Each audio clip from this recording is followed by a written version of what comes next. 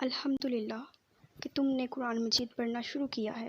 قرآن مجید کیا ہے؟ یہ اللہ کا کلام ہے، یا یوں سمجھ لو کہ یہ اللہ کی باتیں ہیں جو اس نے اپنے پیارے نبی صلی اللہ علیہ وآلہ وسلم پر حضرت جبرائیل کے ذریعے بھیجیں، تاکہ ہم کو معلوم ہو جائے کہ اللہ تعالیٰ کون ہے، دنیا میں کون کون سی باتیں کرنے کی ہیں جن سے اللہ تعالیٰ خوش ہوتا ہے، اور کون سی باتیں چھوڑنے کی ہیں جن سے اللہ تعالیٰ ناراض ہوتا ہے۔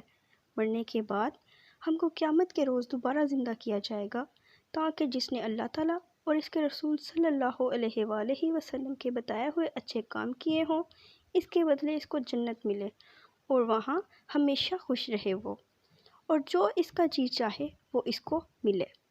اور جس نے ایسے کام کیے جن کو اللہ تعالیٰ اور اس کے رسول صلی اللہ علیہ وآلہ وسلم نے کرنے سے منع کیا ہے، اور اس کی سزا دوزخ میں بھگتنا پڑے گی۔ جس نے اللہ تعالیٰ کے ساتھ شرک کیا ہے، اسے اس کو معاف نہیں کیا جائے گا۔ اس کے علاوہ اللہ تعالیٰ رحم کرنے والا ہے، جس کو چاہے بخش دے۔